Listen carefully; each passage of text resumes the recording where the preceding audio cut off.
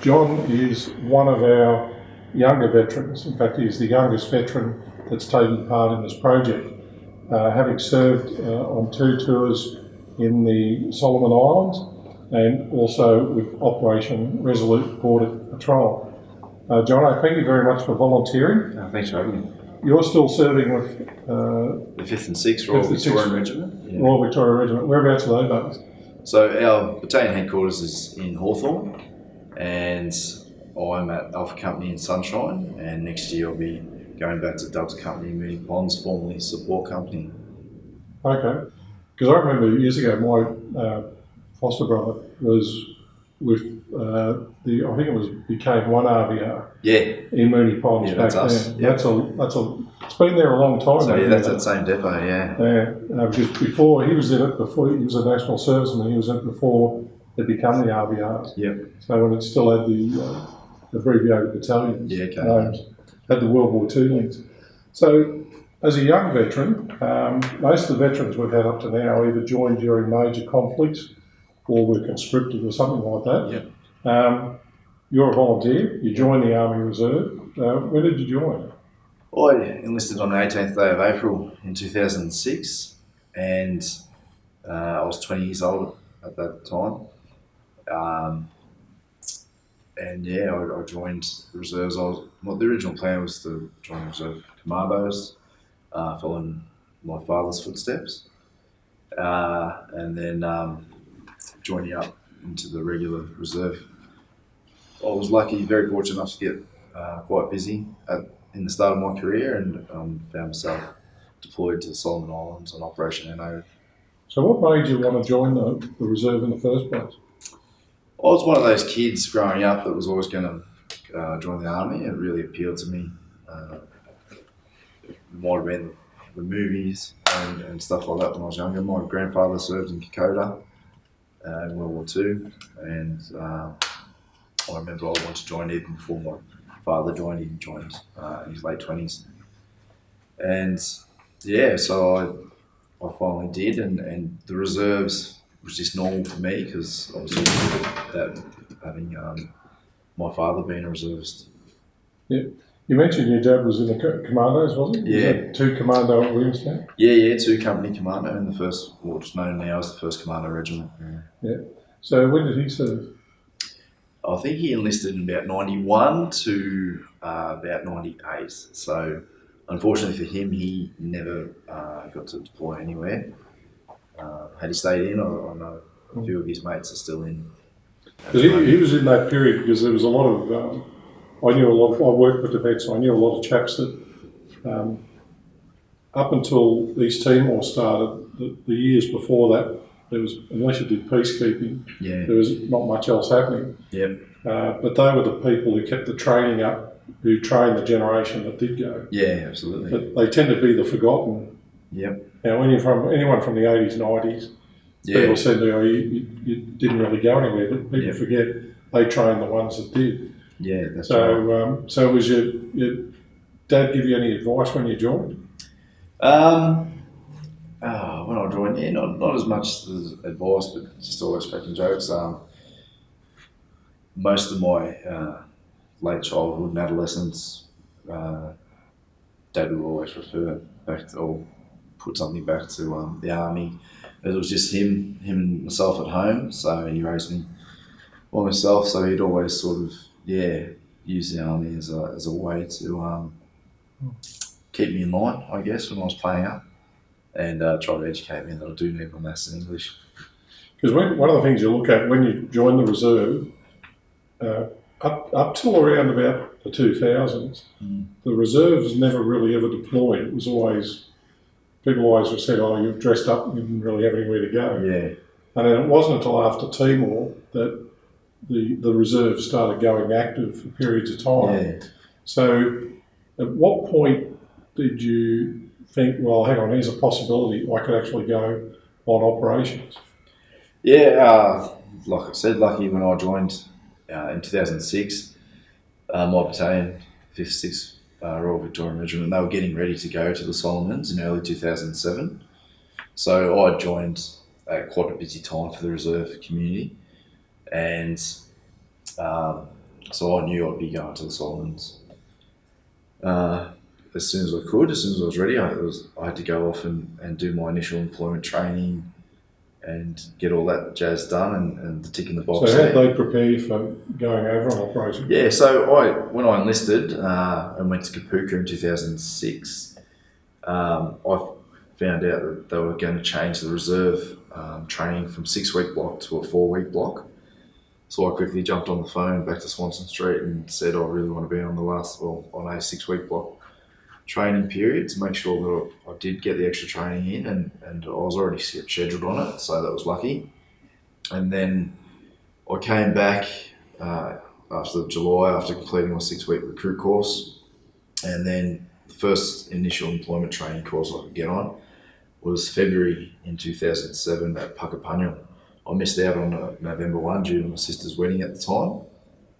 So yeah, I went away in February in 2007 off to Pucka, and yeah, we got into the real training because that was our core training for the infantry. So what sort of training did you do? What sort of things did they prepare you for? Yeah, we did the usual PT in the morning, and then all our weapons in the first 2 weeks predominantly was weapons and that type of thing, radios and learning how to use the tools of the trade. And then in the second 2 weeks, we went field and worked on our section attacks and learning how to operate in a night harbour and out in the field to know what's expected of you and what you need to do, and did our platoon attacks and platoon withdrawal toward the end, as well as live firing. So was the battalion deployed, or was it, how many people deployed? Yeah, and in that time I was completing my training. Yeah, it was a company worth. So they took about 120 blokes there, plus all the head shed in the office, like all your officers doing the admin type stuff. And so for that trip it was predominantly 5-6, as well as our brother battalion, 8-7 RVR. So 5-6 is predominantly Metropolitan Melbourne, and our brother battalion is country Victoria. Okay. So when you were told you were going to go to the Solomons, what was your knowledge of the Solomons at that point? So our knowledge of the Solomons, at that point when I was joining in 2006, that was when they had the big riots and they burnt down Chinatown. So I got to get a bit of an understanding about it before I even knew that I'd be going. And then when we went, as a part of our pre-deployment training and package and stuff like that, they educated us on what was happening there and how it came to be. So after World War II, or during World War II, when the Americans came to the region to fight the Japanese, they landed on Guadalcanal, and they were trying to make airfields and different things like that. They found that when they were recruiting the help of the Guardis, the local people from that island, that they were relaxed and they didn't work as quickly as what they found from the Malaitans on the island over the road. So they brought a bunch of Malaitans over to help them build these airfields and do their logistics there during World War II. And then for that, the US Army said, oh, well, you can have this land. Whereas in the Solomon Islands, obviously, that land's been passed down from generation to generation and through marriage and things like that. So that's where the ethnic tensions originally started from, and where we landed in late even 99, I believe it was when the Solomon Island government first asked Australia to come over and help, and because there was a really bad civil war there at that time. And we first went in there and started helping them, but it was predominantly a policing role. So our federal police were there to teach their police how to do their jobs, as well as New Zealand Federal Police. And because that was a question I was going to ask you, is with the Solomons, was it peacekeeping or peace enforcement? So yeah, were you there with arms to enforce the peace, or was it just to keep an eye between two warring parties?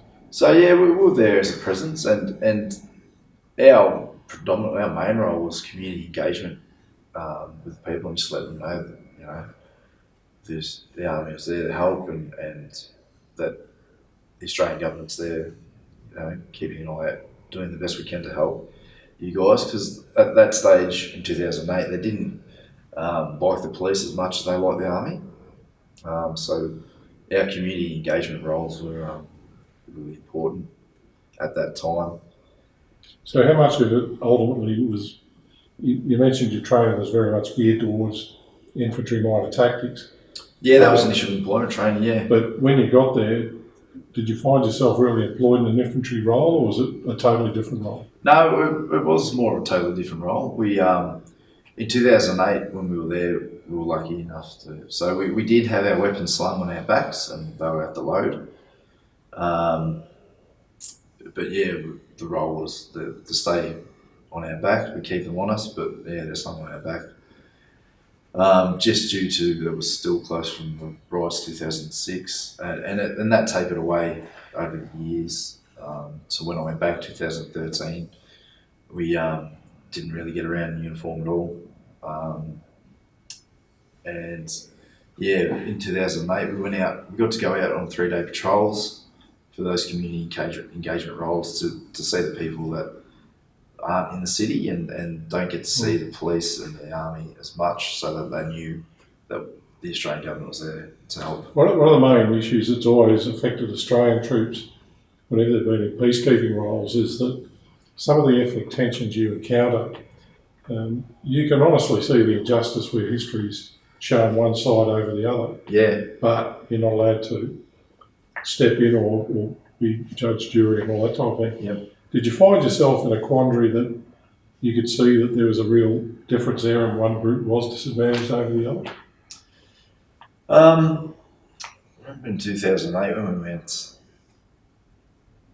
it wasn't so much that A group was more disadvantaged than the other. It was just the way that there was a little bit of corruption in the current government, and the way that their community set up is that they'll look after, if you're from the same area as them, then they'll look after you, even if they know you've done the wrong thing. So they'll, sweep it under the carpet or something like that. So that's why I guess our police were there to train their police that know that you can't do it like that, and you do need to, if something's reported to you, you need to act on it and treat it accordingly.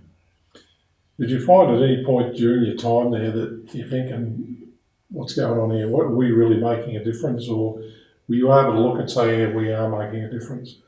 So did you have a clear distinction as to your effect? Yeah, I remember in 2008 particularly, I saw the probably the amount of money that we put into the community while we're there, like whether it's buying the carvings and things like that from the local people and sending that back home for gifts to people, as well as all the people that were employed on the base where we predominantly worked out of for laundry and cooking and stuff like that.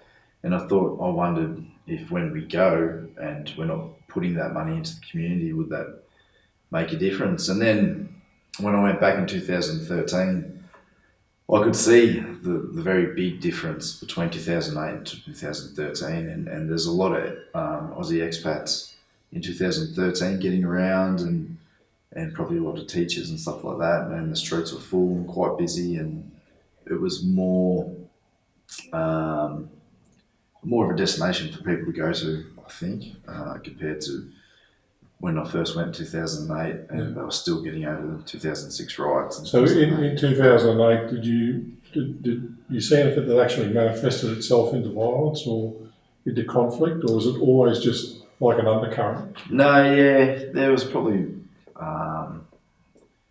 not even much of an undercurrent. The most thing that kicked off was the soccer. I think the teams were playing for a spot in the World Cup, and there was soccer riots down there one day, and we were reacted to it as the QRF, but we already had a couple of teams out on the ground, and by the time they reacted the QRF and decided to call us out, we got into town, and it had all been pretty quiet quieted down from then. We had a bit of a walk through the streets and around the soccer stadium. And yeah, there wasn't much happening at that stage. So one of the things when we talk to the Vietnam veterans and we talk to others, one of the things that's always impacted on them is, with the exception of World War II, where there was an end. Yeah. Korea never really ended. Malaya never really ended. Yeah. Vietnam ended in a negative way. Yes. And that always impacted on, from what you're describing, the Solomons and from our presence there, you saw a positive effect from us being there. Yeah, absolutely. And for over a period of 5 years or so. Yeah. So. Yeah, the country definitely did change and was very different when I went back in 2013 from the 2008 country that I saw. I mean, it was still the same country, but yeah, they seemed to be doing quite well for themselves. And when we did start talking about the Solomons, you had a very sound understanding of the race politics going back to the Second World War. Yeah. Was that what you were taught? Was that unusual for your peer group, or was that just you, or was that standard? No, yeah, we were taught that going in, and I probably paid a bit more attention in 2013 when I went back. I was quite young, 2008, and yeah, we were taught that, and then in country. Could you distinguish? When they talk about the different races and the different island groupings and that, could you detect by looking at people which group was which? Yeah, the Malayan people and the Guadalcanal people did look different, and you could generally pick the difference between them. And all they are is like Victoria and New South Wales. Really, that's all the Solomon Islands, and it's just different states. But yeah, you could see. You could pick a Malayan fella and a Guadalcanal fella out. The Malayans were a little bit more darker usually, and from memory, and I think the Guadalcanal people, their hair was usually a bit lighter as well. It's one of those things. It's again, we tend to look at the Solomon Islands, but that's a European term, and it's a European map. It's like people talk about Papua New Guinea. That's a European line, a European map. And there's parts of the Solomons and PNG that merge. Yeah, down Bougainville. So places like that. And again, for you to be there, did you have a sense of history for what you're involved in there? Yeah, we definitely did. Particularly in 2008, we did a early morning pack march up to Bloody Ridge, which you can see it in the movie The Thin Red Line, where they fought some battles, and we had a couple of the blokes and some of the other corporals at that stage. I was just a young digger then. They did some history talks and stuff like that and said what happened. And Bloody Ridge overlooked Henderson Airfield, which is where one of the American fighters was shot down, and that's why it's called Henderson's Airfield. From memory, Bloody Ridge was the US Marines, and from my understanding, they were vastly outnumbered. Yeah. And it was the famous commander's words were, "Give me one more night," was his term. And at that period, so you were fully aware you were on one of the world's greatest battlefields. Yeah, absolutely. And the ocean of the Solomon Islands saw some of the fiercest naval battles of the World War II. Yeah, and there is a lot of good diving over there, and a lot of ships down there as well. So I know this. I think it was. I'm not sure if it was HMAS Canberra. One of them was going down what they called the slot, where there was a lot of Allied ships sunk, and Canberra was lost. Lost there. That's right. That's there. And there is a war memorial there too that we go and visit, and it's quite well done. The US one, yeah. Did you have any of were you there for any of the periods like Anzac Day or Remembrance Day? Yeah, so in 2000, well, I was there for the same period, both 2008 and 2013, which was March to August.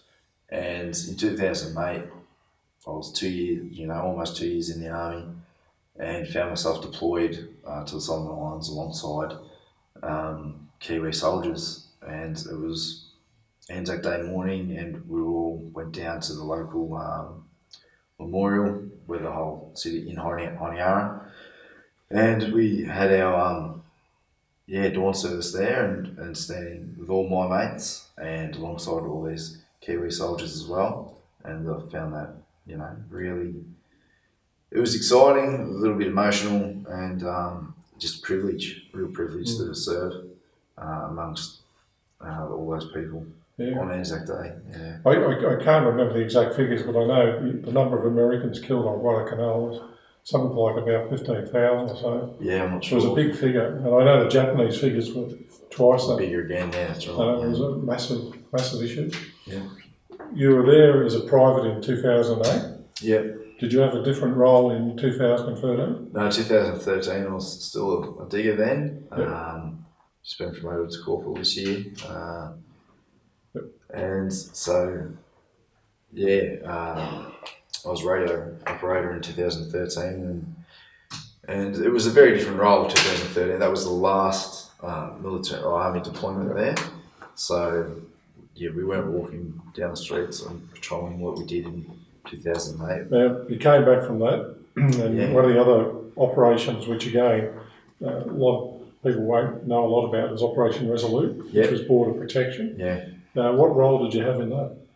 So in 2014, deployed to that with the transit security element, and so we went up to Darwin, and it was a tri-service environment. So we worked with obviously Navy and then Air Force as well, and our roles on that were just to be on the boat, and if they came past any suspect illegal vessels, then we could help provide security on that, because obviously all the people on the naval ships have jobs to do already. So it was just providing extra capability for them. And so what do you know about the sort of people you'd be dealing with? So in 2014, by the time I went, Tony Abbott had already enacted the turn back policy, and it had been going for quite a while. So we weren't expecting to see anyone other than Indonesian fishermen and stuff like that. And we did 96 days at sea all up on HMAS Tobruk, and we're expecting to see possible refugees from that. We were trained all that on our pre-deployment down at HMAS Cerberus in Victoria, and but we weren't expecting to see anyone at all or bump into anyone at all, and we didn't for the whole trip right until the very end. Did you have to deal with the New Zealand fishing boats? Sorry, New Zealand, Freudian slip there, wrong ocean. With the Indonesian fishing boats? No, we didn't bump into any of them, and the smaller patrol boats tend to. In the areas we were going, we didn't see any of them, but then we were returning to Australia in early December or so, it would have been, and we were, instead of coming back towards Australia, we started heading out towards the west, away from Australia, and then a little while after that we were told that there was a vessel being spotted, and that we were going to go and investigate and see what that was. And we ended up, catching up with them. And there was 38 people on board, and they were headed towards New Zealand, actually. But we picked them up along the way, and I remember there was 2 day shifts, 2 teams during the day, and then there was a night shift team, and I was on the first night shift team, and that was a different experience to go and be amongst these people and where were they mainly from? Middle East or? No, they were from Sri Lanka, actually. Okay. Yeah.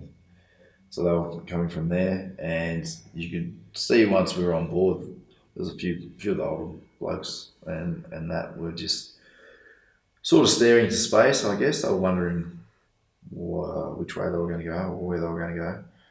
And it was a different experience to be amongst that When you've been on 2 operations, to the Solomons plus Operation Resolute, do you find anyone, your peers outside of the military? Yep. Is anyone interested in what you've done or Yeah, what you've encountered, or is anyone showing that sort of interest? Yep, yeah, definitely.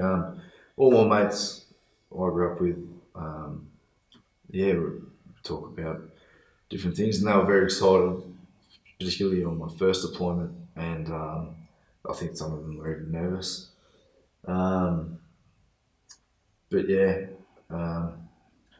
we do get the chance to talk about that. And so you did feel as though you had the community support for what you're doing? Because yeah, definitely. Operation Resolute's one of those things where it could polarise people. Yeah, it does, and I probably saw that firsthand last year, speaking to a younger lady who I was in my suit with medals on after attending a mate's funeral, and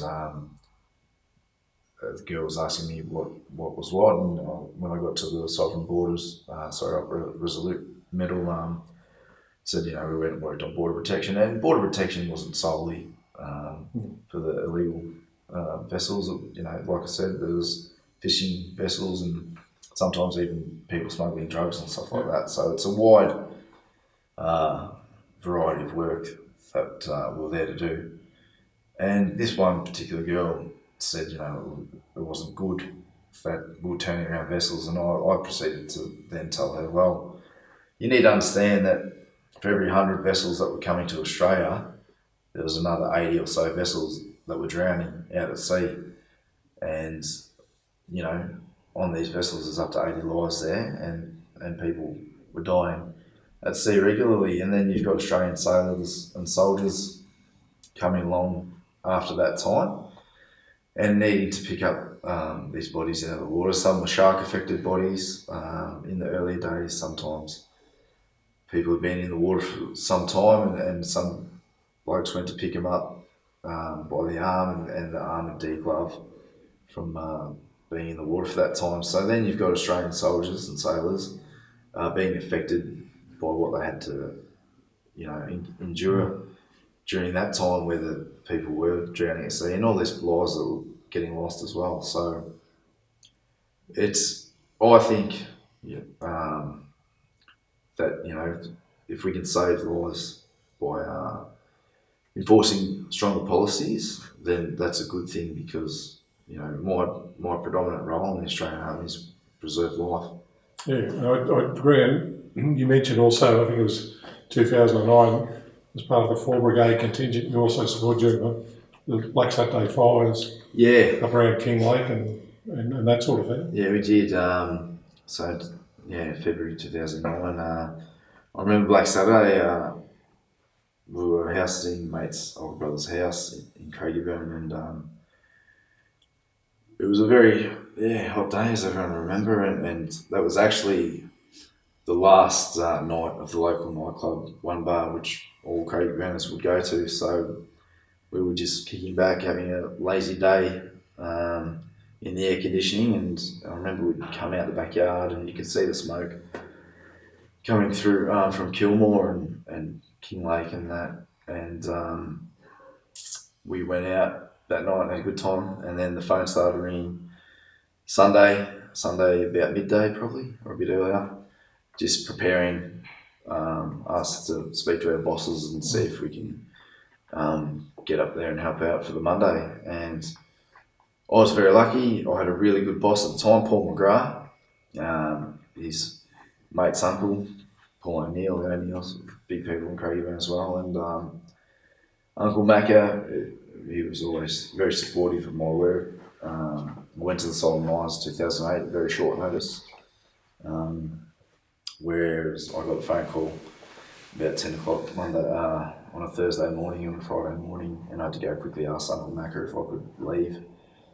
And he was very supportive of that. And then, 2009 bushfires came, and 4 Brigade, 5-6 RVR alone had 180 boots on the ground at Watsonia at Simpson Barracks at 8 o'clock Monday morning, ready to deploy. That's an impressive result. Yeah. Because again, you look at in the 70s and 80s, because the reserve was so heavily massive losses in people who'd left. Yeah. And it took a massive amount of time. In fact, I can remember we did a survey at one stage to see whether the reserve would be abolished or not. Yeah. That's how serious it got in the early 70s. Yeah. But you've been in now nearly 11 years? Yeah, 11 years. This April will be, yeah. Yep. No sign of getting out soon? No sign of getting out soon. I've just been promoted to Lance Corporal, so it's a brilliant rank. Yeah. It's a brilliant rank. It's a hard working rank. Sure. So I'm very keen to be promoted to the next rank as full track, and I'm going to be deploying to Rifle Company Butterworth very shortly. Okay, so you'll be, because again, a lot of people, that's been going for nearly 50 years. Yeah, that was Australian government. Yeah, the first Australians were over there in the late 40s, early 50s. Yeah.